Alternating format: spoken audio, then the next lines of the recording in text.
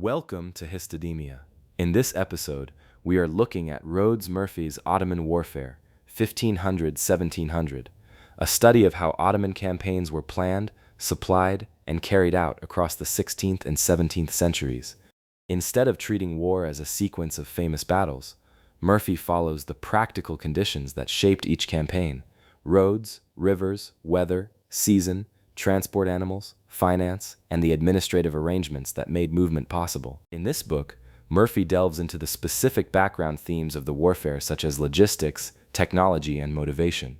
Also, he basically challenges two notions. One is Ottoman Empire was aiming to ever expand its borders. The other is Ottoman superiority about the military equipment, which give the Ottoman Empire an infamous gunpowder empire title. He also gives detailed accounts of eyewitnesses where the Ottomans relatively superior to its counterparts, logistics and planning. Lastly, he studies the effect of geographic factors that have an effect on successful military action. Murphy's point becomes clearer once we move away from the assumption that Ottoman success can be explained by a single factor such as firearms or expansion. The armies he describes operated with technologies that were broadly comparable to their European counterparts, and many campaigns did not end in conquest at all. What stands out instead is how often outcomes depended on whether an army could maintain its position in the field, whether supplies arrived on time, whether routes remained usable, and whether the conditions of movement allowed operations to continue. In fact, the idea of continuous expansion does not sit easily with the evidence Murphy presents. From the late 16th century onward, and even after the 1529 Vienna campaign, the Ottoman western frontier was not a zone of constant advance, but of repeated campaigning along largely stable lines. Operations continued, fortresses changed hands, and pressure was maintained, but the overall boundary did not shift in a sustained way. What we see instead is a pattern of seasonal campaigns and negotiated settlements rather than uninterrupted territorial growth. Ottoman restraint is even more visible during the 30 Years' War. At a time when the Habsburgs were heavily engaged in Central Europe, the Ottomans did not attempt a large-scale Western offensive to exploit the situation. Instead, the frontier remained active but limited in scope, shaped by raids, local pressures, and diplomacy, rather than a coordinated push for expansion. This fits Murphy's broader argument. The absence of major offensives in such a moment cannot be explained by lack of opportunity, but by the practical constraints, logistical, financial, and strategic, that structured Ottoman campaigning. The first issue Murphy examines in detail is logistics. Moving tens of thousands of men across the distances of the Ottoman Empire was not a trivial extension of military power, but a problem in itself. Armies could not rely on improvisation. They depended on supplies that had to be calculated, stored, and delivered in advance. To make this possible, the Ottomans developed a network of depots and way stations, which is called menzil points, positioned along major campaign routes, where grain, fodder, and other necessities were accumulated before the army even set out. Contemporary observers noticed this. The English diplomat Paul Ricat, writing in the 17th century, described the Ottoman camp as a place where provisions were organized and distributed with a level of order that contrasted with what he had seen in European armies. Later observers made similar comparisons, noting that Ottoman forces were less dependent on uncontrolled foraging and more on pre-arranged supply.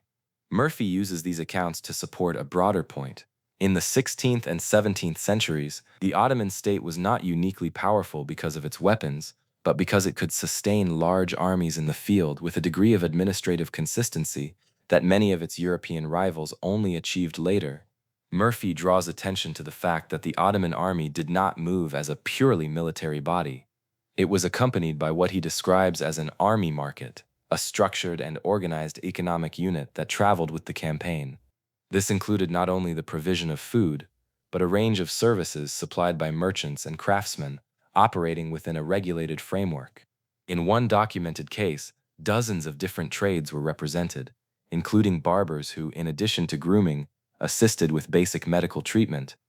The point is not incidental detail. It shows that the army was not entirely dependent on external supply during movement, but carried with it a controlled and functioning support system that reduced uncertainty in the field. The 1711 Prout campaign is often remembered as a diplomatic episode, But in Murphy's account, its outcome rests on planning and control rather than negotiation alone. Ottoman forces, together with their Tatar allies, operated in terrain they understood well, using mobility to monitor and restrict Russian movement. Instead of forcing a decisive battle, they focused on limiting access to food and water, placing constant pressure on supply lines and foraging attempts.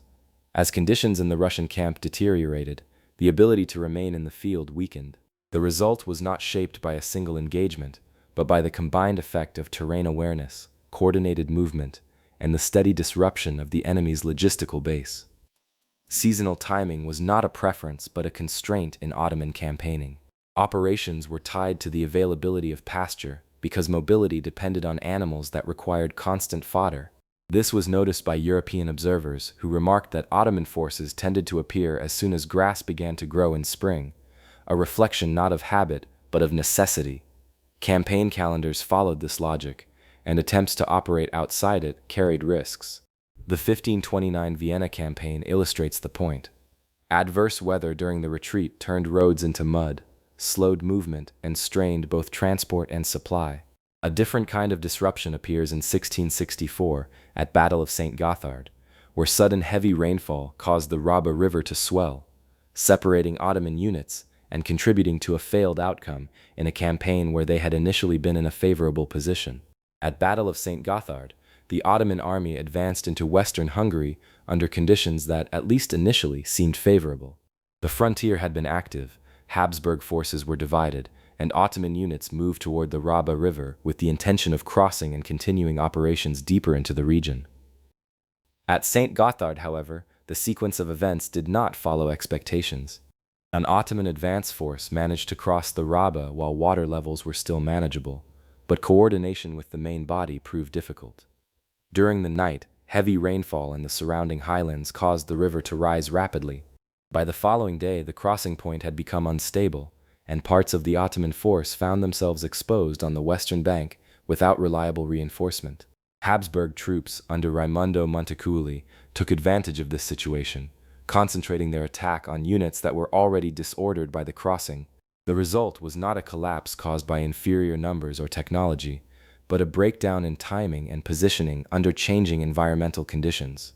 Of course, tactics and military skill and execution by the Austrian army played a huge role in the success, but the effects of the unexpected climate changes cannot be undermined. Murphy's discussion of firepower is grounded in how weapons performed under campaign conditions, rather than in their theoretical capabilities. Artillery and muskets were widely available across early modern armies, and the knowledge required to produce and operate them circulated through mobile specialists rather than remaining under the control of a single state. This meant that no army, including the Ottomans, could rely on a lasting technological advantage. What mattered instead was whether these weapons could be brought into positions where they could function effectively, which depended on terrain, distance, and preparation. The 1621 campaign at Battle of Katyn illustrates this limitation clearly. Fought along the Dniester frontier, in what is today southwestern Ukraine, the campaign involved a prolonged confrontation between Ottoman forces under Osman II and the Polish-Lithuanian army. Despite the presence of Ottoman artillery, the guns often failed to achieve meaningful results against the fortified positions. In practice, shots did not produce decisive breaches and, as some contemporary accounts suggest, frequently fell short or impacted the ground in front of the defenses rather than the walls themselves. The issue was not the absence of artillery, but the difficulty of deploying it under the conditions of the battlefield. Murphy treats motivation as a practical question rather than an ideological one. Religious language and symbols were present in the organization of campaigns, and they provided a framework of legitimacy. However, when he looks at how soldiers behaved in the field, he does not find evidence that religious commitment alone can explain participation or performance. Instead, he points to a combination of factors: regular pay, the expectation of bonuses or increases, access to booty, and the possibility of advancement within the military structure. This is especially visible in how risk was managed.